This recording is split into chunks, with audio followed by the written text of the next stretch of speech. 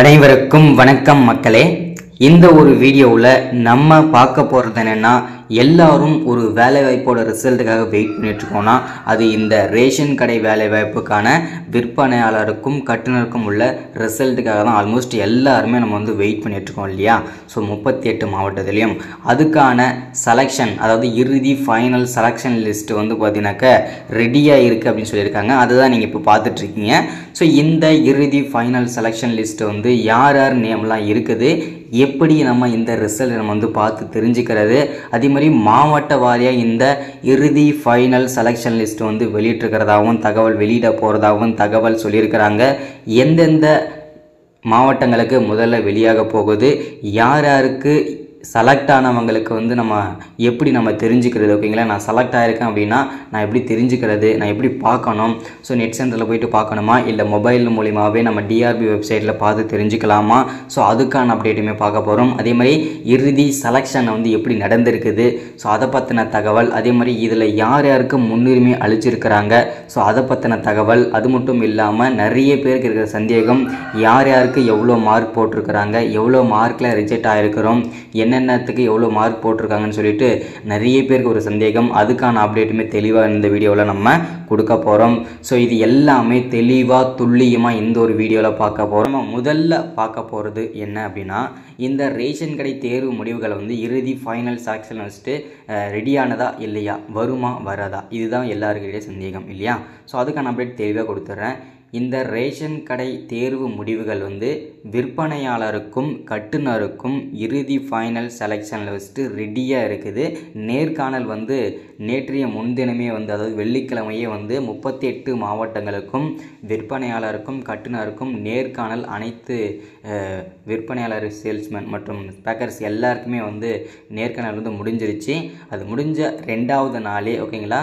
So நமக்கு update கிடச்சிருக்கிறது என்ன அப்படின்னு பார்த்தோம்னா, இந்த அனைத்து மாவட்டங்களுக்கும் நேர்காணல் முடிஞ்சு விட்டது. அதுக்கான இறுதி ஃபைனல் செலெக்ஷன் லிஸ்ட் வந்து ரெடி ஆகிடுச்சு, ஓகேங்களா. ஸோ ஏன் ஒரு 2 நாளுக்குள்ளே எப்படி ரெடி ஆகும், இது உண்மையாக பொய்யான்னு சொல்லிட்டு கூட நினைப்பீங்க. ஸோ இது எல்லாமே மேனுவலாக பண்ணுறது கிடையாது, எல்லாமே கம்ப்யூட்டர் தான் பண்ணுறதுனால, ஸோ மெரிட் லிஸ்ட் போடுறதுனால, ஸோ ரொம்ப ஒரு மணி நேரம் 2 மணி நேரத்துக்குள்ளே எல்லா ஃபைனல் செலெக்ஷன் மெரிட் லிஸ்ட்டுமே வந்து ரெடி பண்ணி கொடுத்துடும், ஓகேங்களா. ஸோ அதனால் வந்து பார்த்தீங்கன்னாக்கா 38 மாவட்டத்துக்கும் இறுதி ஃபைனல் செலெக்ஷன் லிஸ்ட்டு வந்து ரெடியாக இருக்குது. ஸோ எப்போ வேணும்னாலும் வெளியிடலாம். இன்றைக்கி வெளியிடலாம், இல்லை நாளைக்கு வெளியிடலாம், ஸோ இல்லைனா நாளை மறுநாள் வெளியிடலாம். ஸோ அவங்க என்ன டிசைட் பண்ணியிருக்கிறாங்களோ அவங்களுக்கு ஏற்ற மாதிரி தான் ரிசல்ட் வெளியிடுவாங்க. ஸோ அவங்க சைடில் இருந்து என்ன அப்டேட் கொடுத்துருக்காங்கன்றதை நம்ம தெளிவாக சொல்லிடுறோம், ஓகேங்களா. ஸோ இப்போ வந்து இறுதி ஃபைனல் இறுதி செலெக்ஷன் லிஸ்ட் வந்து ரெடி ஆயிடுச்சு. இப்போது ரிசல்ட் வந்த உடனே நான் எப்படி தெரிஞ்சுக்கிறது, என்னோடய நேம் வந்து இந்த ரேஷன் டிஸ்ட்ரிக்ட் வைஸ் செலெக்ஷன் லிஸ்ட்டில் வந்து என்னோடய நேம் இருக்கா இல்லையான்னு சொல்லிட்டு நான் எப்படி தெரிஞ்சுக்கிறதுன்னு கேட்டிங்கன்னாக்க, முதல்ல இன்டிமேஷனாக வந்து ஃபஸ்ட்டு செலக்ட் ஆன அனைவருக்கும் நல்லா தெரிஞ்சுக்கோங்க, மென்ஷன் பண்ணுறேன். யாரெல்லாம் செலக்ட் ஆகியிருக்காங்களோ, ஓகேங்களா, செலக்ட் ஆகியிருக்க அனைவருக்குமே எஸ்எம்எஸ் மூலமாகவும் மெயில் மூலமாகவும் இன்று முதல், ஓகேங்களா, இன்று முதலே வந்து செலக்ட் ஆனவங்களுக்கு மட்டும் வெளியாகும்ன்றது அரசு அதிகாரப்பூர்வமாக டிஆர்பி சைட்லேருந்து முக்கிய தகவலும் கொடுத்துருக்குறாங்க, ஓகேங்களா. ஸோ நமக்கு வந்து இதுதான் நமக்கு கிடைச்சிருக்கிற சற்று முன்பு கிடைச்சிருக்க முக்கிய தகவல், ஓகேங்களா. ஸோ டிஆர்பி சைட்லேருந்து கூட்டுறவுத்துறையின் அமைச்சர் திரு மாண்புமிகு பெரிய கருப்பான் ஐயா அவர்களும் அவர் என்ன அப்டேட் கொடுத்துருக்காரு அப்படின்னு பார்த்தோம்னா, அவருமே இதை தான் சொல்லியிருக்காரு. 38 மாவட்டங்களுக்கும் ரிசல்ட் வந்து ரெடியாக இருக்குது. ஸோ இப்போது நாங்கள் வந்து ஃபைனலாக இறுதி செலெக்ஷன் லிஸ்ட்டை வந்து மீண்டும் ஒரு தாட்டி வந்து வெரிஃபை பண்ணிவிட்டு அதை வந்து அந்தந்த மாவட்டங்களோட அஃபிஷியல் டிஆர்பி வெப்சைட்டில் நாங்கள் வந்து வெளியிட போகிறோம் அப்படின்றதுக்கான தெளிவான விளக்கமும் அவர் சைட்லேருந்து கொடுத்துருக்கிறாரு. அது மட்டும் இல்லாமல் செலக்ட் ஆனவங்களுக்கு இன்று முதலே குறுஞ்செய்தி அனுப்பப்படும் அப்படின்றதையும் அவர் சைட்லேருந்தே கொடுத்துருக்காங்க, சரிங்களா. ஸோ இப்போதைக்கு சற்று முன்பு வந்த முக்கிய கிடைச்சிருக்கிற தகவலும் இதுதான் நமக்கு, ஓகேங்களா. ஸோ அடுத்ததான் இந்த ரேஷன் வேலைகளில் வந்து யார் யாருக்கெல்லாம் வந்து இந்த வேலைக்கில் வந்து முன்னுரிமை கொடுத்துருக்காங்கன்னு சொல்லிட்டு நிறைய பேர் வந்து கேட்டுகிட்டே இருந்தீங்க.